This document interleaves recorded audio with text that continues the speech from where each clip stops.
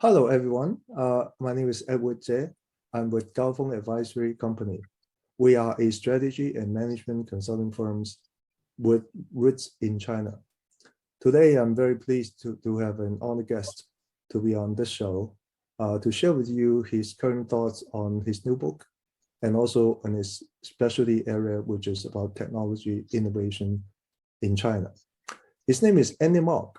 I think many of you would know Andy because he's a frequent guest on CGTN on various shows, but also in other TV stations. I've seen him on, you have been on Al Jazeera, I remember, maybe CNBC, yes, and a few others too, right, Andy? Yes, absolutely. Andy is a senior research fellow at the Center for China and Globalization in Beijing. And Andy came with a lot of experience. Today, if you sort of see from his title, he's working in a think tank. But I believe, Andy, before you joined CCG, you were in the venture capital industry, right? You were doing investment in the technology area, isn't it? Yeah, that's right, Ed. So I actually worked in both venture capital and private equity, making investments in media, healthcare, and education. And all of these had a strong technology component.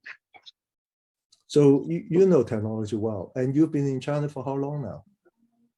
Gosh, I've been in Greater China since the early 1990s, so quite a long time.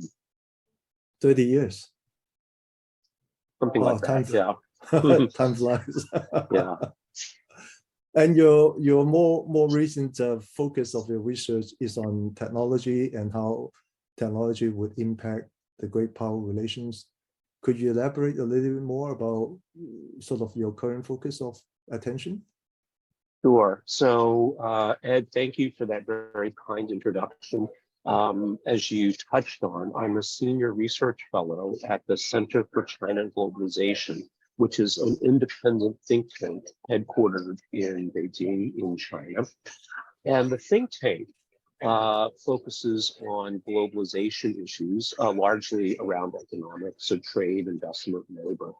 And I focus on technology and its impact on great power relations. And of course, these days, that involves a lot of looking at China-US relations. We all know, I'm sure, the impact that technology is playing.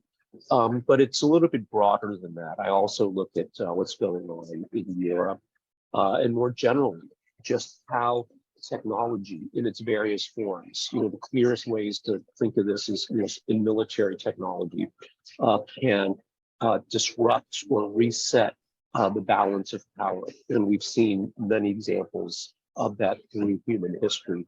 But there are more subtle ways as well. So we can also look at how technology might change communication, where everything going back 2,000 years to the invention of paper that allowed the Qing and the Han Dynasty to be better managed, a more powerful bureaucratic state, to things like TikTok today that might change how people interact, how they think about the world. And of course, this is much more subtle. So I cover actually quite a broad area in terms of technology when we think about how technology can impact great power relations.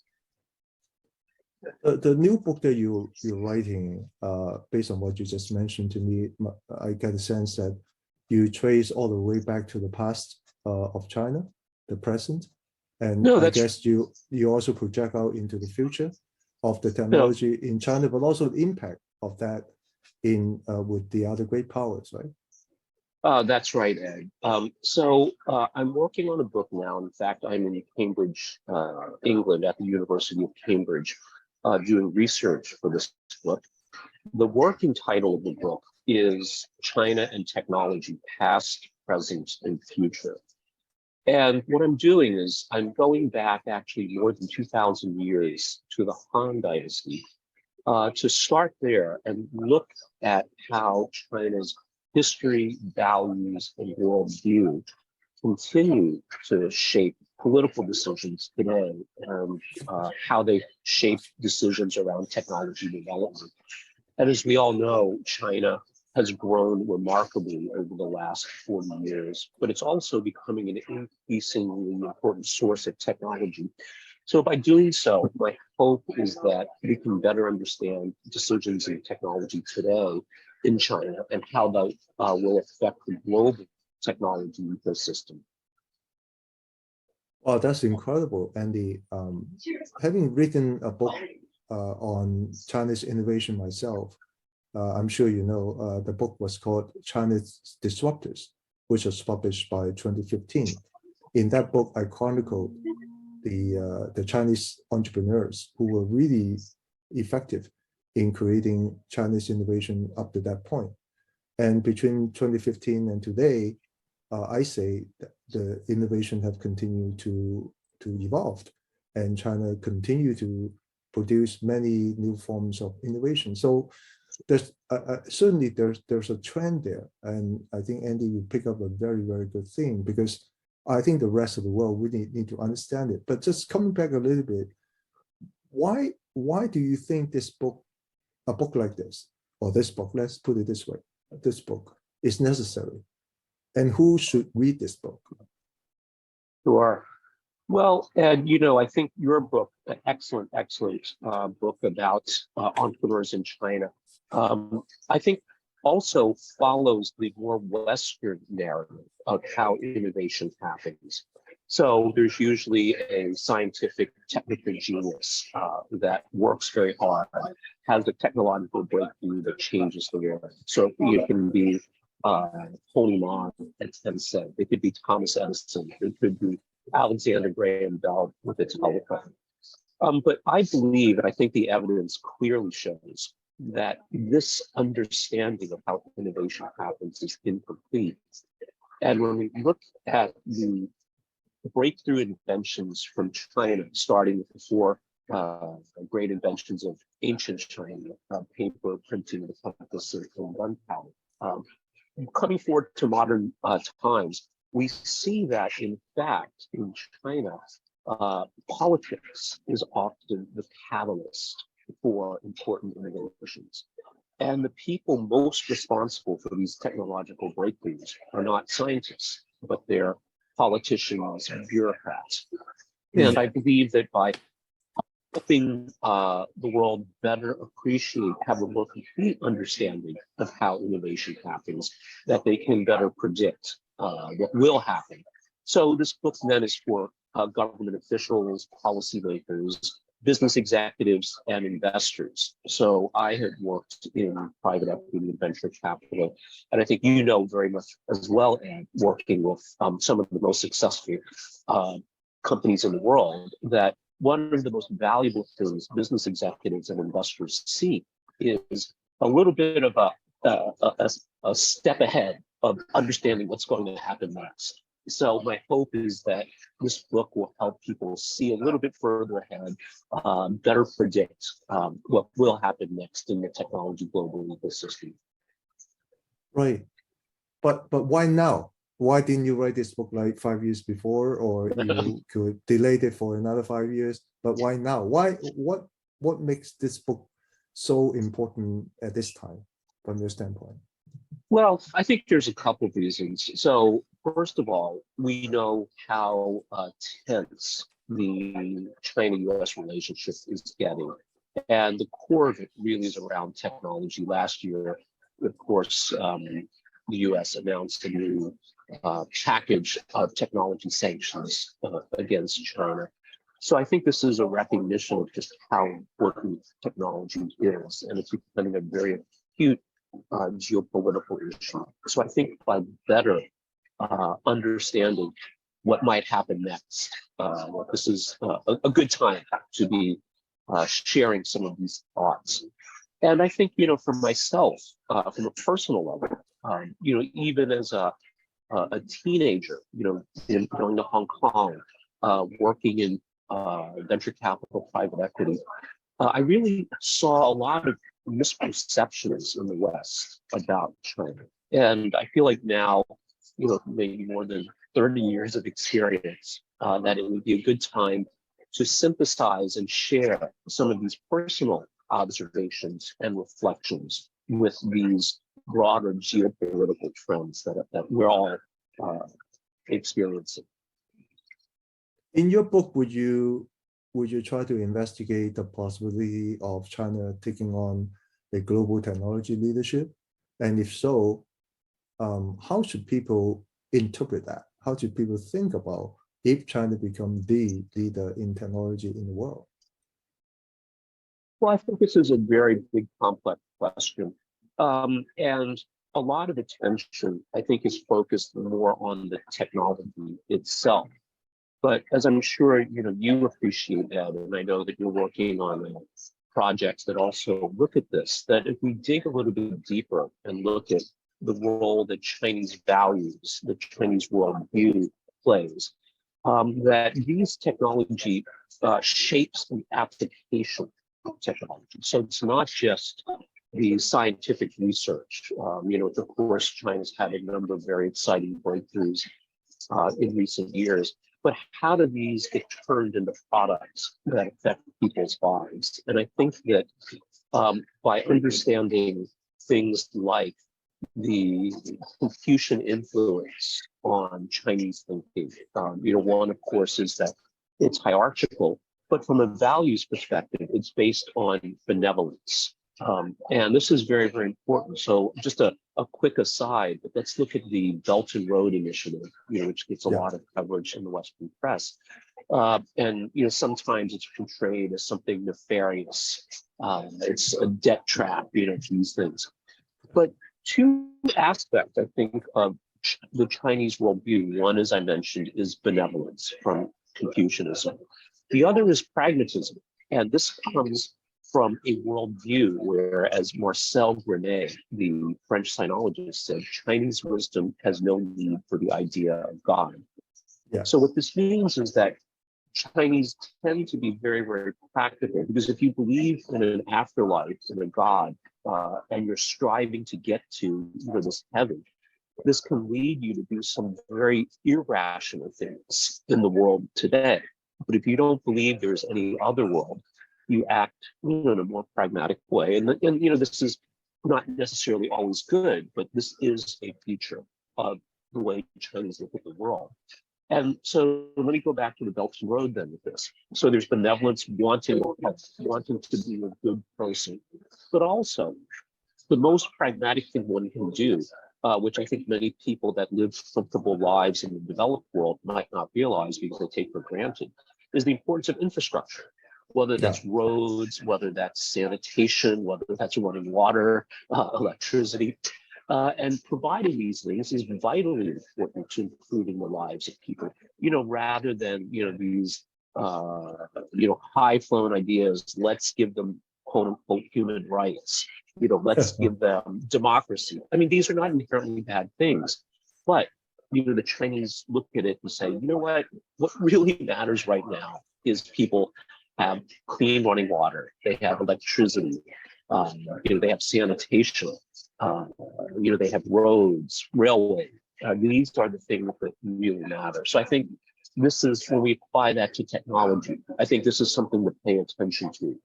Not only, what are Chinese scientists working in, but how might these be translated, converted into products and services that influence people's lives. And I think if we go back and look at Chinese values, Chinese history, the Chinese worldview, again, this will help us predict better, but also contribute to a more complete understanding of China today. Yeah, Andy, a lot of people has been talking about technology and, for the matter, innovations in China too. Some, of course, have taken a relatively, a rather negative view. Some perhaps a little bit more positive view. But very few people are actually able to really relate the hard stuff, i.e. technology innovations, to the soft stuff, which is what you've been talking about in terms of values, cultures, and so on. And what prompted you to come up with this concept? And why do you think that this concept is so powerful that the world needs to understand better? I think there's two, maybe I could call them intellectual motivations or inspirations for this, Ed. So one, again, someone that grew up in the United States, and I would like to believe I have a very good understanding of American thinking, American society, but also understanding China and the way Chinese people think as well. But I've always thought that there's this gap and this misunderstanding. And from a technology perspective, you know, more than 20 years ago, I arrived in Beijing as a venture capital associate with the mandate to go, tap into this seemingly endless virgin opportunity in China. And, of course, at the time, the most sensible thing was to look for companies in China that could be the next Google, the next Microsoft. At the time, eBay was very popular in the United States, so there was this term C to C, which meant consumer to consumer. But in China, it meant copy to China. And that made sense at the time because China was not quite at the level it is today. But what struck me though was just how certain many investors, entrepreneurs in the US were that China could never innovate. And I was just stunned by this kind of thinking. And then even when we had WeChat, which truly revolutionary, right, became the remote control for our online and offline lives, and truly transformational in China. There were people who said, well, China can innovate, but only in China. Did WeChat go global? No, it didn't. So this shows the limited ability of China to innovate. And then we have companies like Huawei, right? Which of course, there's no one I think can question that it became a global technology champion. But it also is a cautionary tale that shows what happens when technology intersects with geopolitics. The last example I would use then, why I'm motivated to do this from a personal life experience, is that look at TikTok. Yeah. TikTok really is or ByteDance, the parent company of TikTok, succeeded in these so-called weird countries, right? Western, educated, industrialized, rich, democratic, with a cultural product.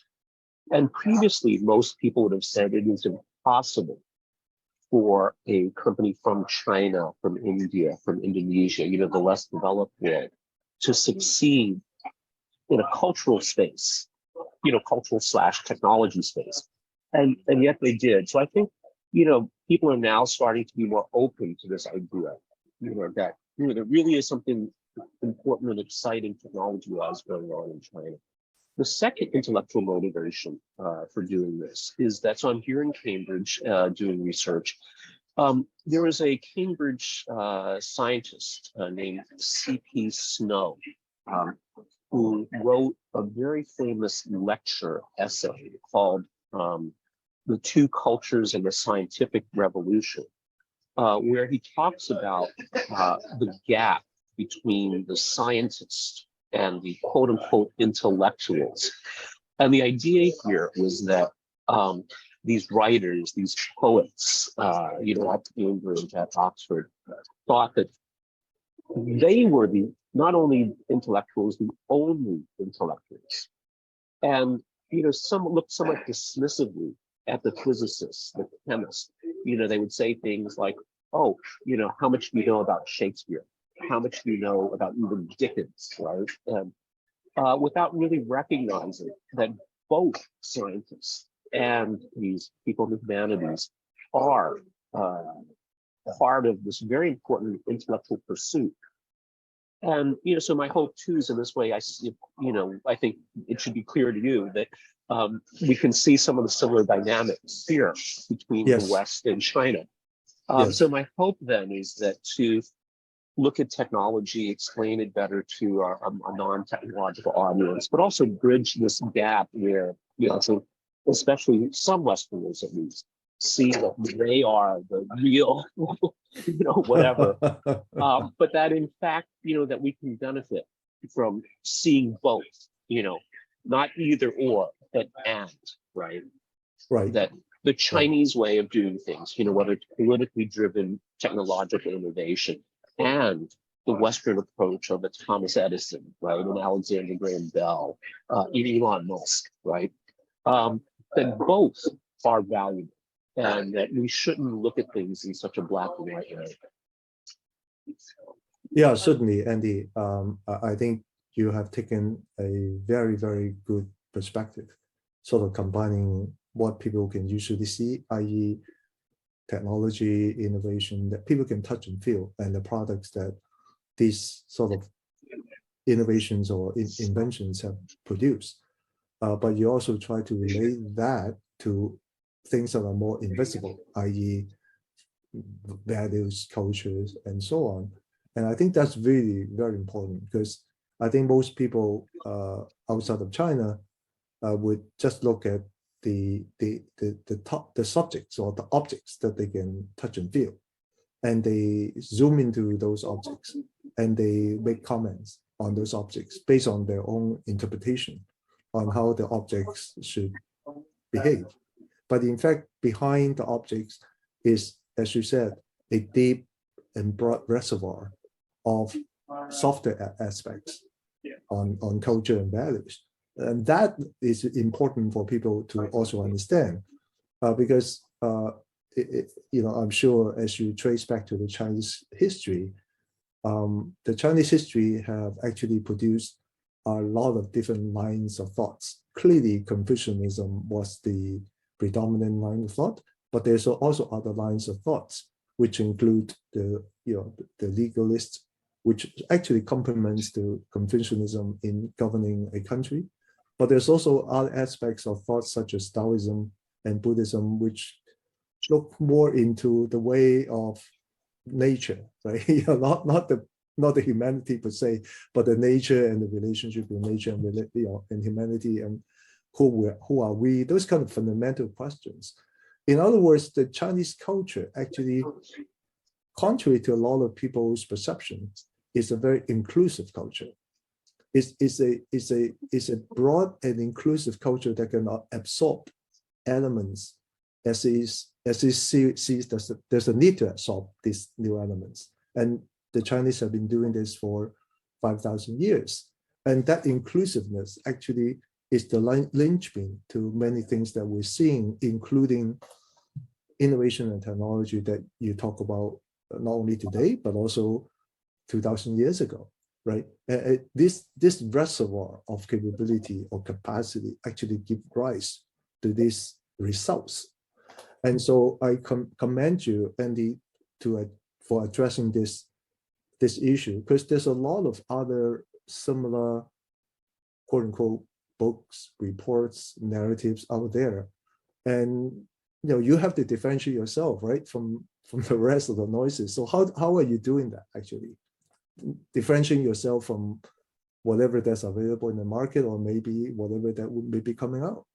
No, that's a great question, Ed. So let me just go back to briefly what you said about China being very inclusive first.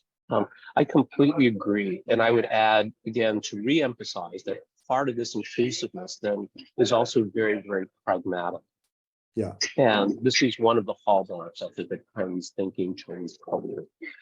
And I had dinner a couple of nights ago with Lord MacDonald, who is the former head of the British Foreign Service, and he's currently the master of Christ College at Cambridge.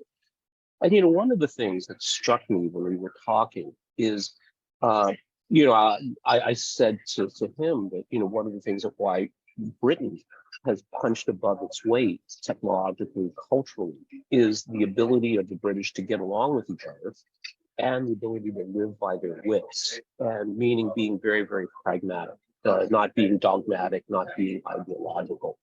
And China, I think, is like this as well.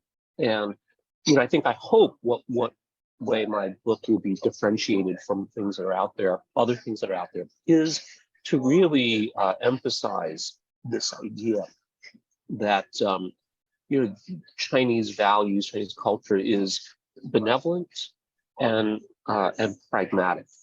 The other way, I think, it I hope it will be received as being unique in adding value, is the scope of history. So I'll use a Winston Churchill quote here. And Winston Churchill said, "The further back you look, the further ahead you can see." So my hope then is then, again, by going back a bit more than 2,000 years, looking at the Han Dynasty, that we can see some very deep, very enduring, but still relevant features that are still affecting China today and will continue to affect China in the future. And so then we can see not only further ahead, but more clearly ahead. And again, whether this is you're a government official, whether you're a policy researcher, whether you're an investor, even if you're a student, that this will be useful. That's my hope. Oh, that's been fantastic, Andy. Thank you for your input and very inspirational. Could you give our audience the name of your book again, and also what is your expected publication date of your Yes, so it's expected to be published September this year. The title has not been finalized yet, so keep an eye out for that. But the working title is China and Technology, Past, Present, and Future. That's great. And if any of our audience would like to get hold of you by email or WeChat or whatever other way, how could people find you, Andy? So I'm on LinkedIn, Andy Mok, AMDY-MOK. I'm on Twitter as well. I'm on WeChat. Maybe the best way is I could share a QR code, and it's possible to distribute that however you feel is appropriate. That would be fantastic. But I very much welcome questions, comments from people, journalists, business executives, etc. So very, very happy to hear from people. And I really appreciate this opportunity, Ed. I have enormous regard and respect for the work that you do. And I think this series of talks you do are incredibly valuable. And I'm deeply, deeply honored to have this opportunity today. Well, thank you. Thank you, Andy. You are a great thought leader on China and the world issues. And I think the world will benefit a lot from hearing more from you. So congratulations on your book. And I also look forward to your next TV interview. I will be watching out for that. Thank you. Very kind of you, Ed. Thank you, Andy. Have a nice day. You too. Thank you. Bye.